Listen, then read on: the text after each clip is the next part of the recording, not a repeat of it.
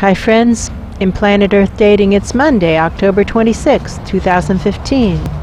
Ra here in the Lynn-Body-Mind, Glenn in the Jamie-Body-Mind, other teammates in other aspects of the physical dimension, all of us in the physical dimension and in the subatomic levels of the physical dimension from the perspective of the spirit world viewers. That's true. We don't know where to put the spotlight on the videoed portion of today's efforts. There's a lot going on in the nature realms, but there's a lot going on in other places as well. So we're going to go with a foundational assignment, which is to do what is ours to do in all dimensions right now to cause any one of the three projects to live his or her soul plan and nothing but the soul plan by November 15th. To have any two of the three projects living their soul plans and nothing but the soul plans by the beginning of the Advent season, and to have all three of the projects living their soul plans and nothing but the soul plans by the winter solstice, which is December 22nd. That's true. In addition, to provide a collective restart by January 17th, 2017, since the data clearly shows that's what's needed in order to manifest the divine plan. That's true. And with that, it begins. It's really interesting because I feel like my consciousness is in the Searching for Truth probe, but that somehow I'm overhearing a conversation that's happening elsewhere. I feel that. And they don't seem to understand that I can hear them. They seem unaware. That's true. And they're talking about, what are they talking about? Something that makes me feel uneasy. Yes. Nervous. Whatever they're talking about, you know what it reminds me of is when Tony Blair and George W. Bush plotted to begin a war in Iraq and were talking about how they could PR it so that it would sell well. That's true. That's what it feels like. Yes. These people have no integrity and poor intention. That's true. What now? It's interesting, the feeling that I got from inside the probe overhearing that conversation was the feeling of an animal, a dog or a cat or some other small domestic animal, and there are human types in the other room talking about putting that animal to sleep or doing something untoward that animal has very little control over. That was the feeling I got. Very similar. Actually. And the people don't tend to acknowledge that that presence can hear them and is aware of what's going on. Right. Knows entirely what they're saying. That's true. It does feel that way. Live streaming up even higher. What it feels to me is that we're supposed to become aware of what Pan is doing. That's true. Pan here. Hey, Pan. I'm aware that I have an opportunity to make a big difference in a bad situation, but I'm also aware that it's a very delicate situation and that one wrong move could go very, very badly for a lot of people, and that I'm in the power seat, kind of. You're in the responsible seat. That's true. And I know I need to take action, but I don't want to make a mistake. And what's being highlighted to me is continuing the metaphor. So now let's say, to use the metaphor of the war in Iraq, let's say your position is similar to somebody who is in a responsible position in Iraq. Yes. And meanwhile, the U.S. and Great Britain are conspiring to wage a war on your soil. Yes. And there isn't really anything you can do to stop that. That's true. And now the question becomes, what now? And again, we're put in mind of the healing session from the library many years ago, past life of a client, realizing today is the day I die, but before I die, I'm getting those kids out of that burning building. And to have the attitude of, this bad thing is probably going to happen, and there is possibly absolutely nothing I can do to stop it. But what I can do is help my people come to peace. I can help my people die trying. Here it is. Yes. I can help my people get as close to fulfilling their own individual soul plans before they cross as possible, because it's possible today is the day they cross the dimensional barrier. That's true. Or tomorrow or the next day. That's true. And when they do, they're going to have to account for themselves. How far did you get, my son, That's on true. your assignments? So today is the day for all of us to really run for it, to get as many boxes checked off on our life list of what we're supposed to have accomplished as possible before we are pushed through the door by actions that are actually out of our control. That's true. How does that feel, Pan? Better. A little scary, but more certain. Well, probably a little bit more true. That's true. Because before this you were thinking, how can I stop them? That's right? true. I don't think you can, my friend. Well, that's true. And now what now? And now what now? To help my people get as close as they can get to fulfilling their soul plans before it's over. That's right. What could the Iraqi governments have done to stop Great Britain and the United States from waging war on their soil? Nothing. Nothing. How did it work, for example, when Doctors Without Borders went to the UN and said the U.S. bombed a medical facility, and killed patients and medical staffers? That's an international war crime. What happened? Nothing. Nothing.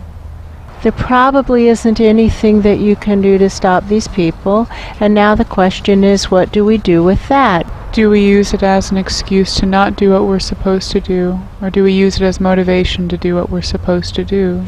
That's right. And all of your people are in that same situation. Can you see that? Yes. And they all have things that they're supposed to have done. Can you see that? And roughly what percent have they done on average? Almost none. Almost none. 1%. Less than 1% of what's on their life list. That's true. And they're getting ready to check out. That's true. Today's the day. Get busy, right? What can I do to inspire them to fulfill their destinies? Oh, I can fulfill my own destiny. There you go. Set a good example. Set a good example. And call to them to do the same. That's true. Explain to them what's going on. That's and true. Call to them to do the same. Give them the opportunity to choose motivation. That's true. And you do your part regardless. That's true. We can all do our part regardless. How can we support you to live your soul plan? I don't know if there's anything you can do. Well, this resource of the Search for Truth Pillar is here for you to help you get clarity when you get stuck. That's true. what we do. We help people get clarity. And so now you go get started and have curiosity about how this is going to go when you start to present this to your people. Have an attitude of experimentation. How can I make it better? That first presentation went terribly, quote unquote. How can I make it better, and do it again, and do it again, and do it again, and do it again, and have assume the first presentation will go terribly. And that the second one will not go well. And that by the third one you should be able to be making some progress, and by the fifth one it should go well. That's true. But only if you tweak it. It won't just make magically. it better. Right. That's true. Without effort, situations don't get better. Well, and not just effort. You can continue to put forth effort and not tweak it, and situations won't get better. Effort and curiosity and an attitude of experimentation. Yes. And not worrying about what we can't do, but doing what we can do. And using events as motivation, not excuses. I'm starting to see a pattern. Yes. Without the quality that takes us from an inconvenient truth to living in integrity, situations don't actually get better. No, they don't. And so I guess my question now is how to prioritize the inconvenient truths. When you have a long list of inconvenient truths, and the assignment is to go from an inconvenient truth to living in integrity, where to begin? Well, what we find is helpful is to start with this. Yes. What now, in order to have any one project complete the destiny by November 15th? That's true. What now, in order to have any 2 projects complete the destiny by the beginning of Advent? Yes. Any 3 projects complete the destiny by the winter solstice? Yes. And provide a collective restart by January 17th, 2017. How to pursue this? What now? What now? What now? What now? And when we begin to hold as our background awareness that series of nested deadlines, yes, then we can simply say, what now, while having the nested deadlines behind us like a wall at our back. That's true. What now? What now? What now? What now? Okay, feeling better. I'm starting to feel like I should probably get a move on. Get a move on. And where are you getting a move on to? If it isn't somewhere in thing 2, then I'm confused. My story is thing 2. Yes, that thing nothing 2. else feels like an option. Nothing else makes any sense at all. Okay, I'm glad you get that too. Okay. Okay. Don't go alone. If you were king of the nature realms, who would you have with you? It's funny, because you are. In this situation? Yeah. Garth. Well, you'd have him with you. That is who you have in thing 2. He's there. That's true. Perfect. I can't think of anybody I'd rather have with me this time. I think he's a really good choice. Okay. Okay. I'm afraid. Hello, my old friend Fear. Thank you for being such a loyal companion. Watch me do it anyway. Okay, now I'm going to go. You can do it, Pan. I believe in you. Thank you.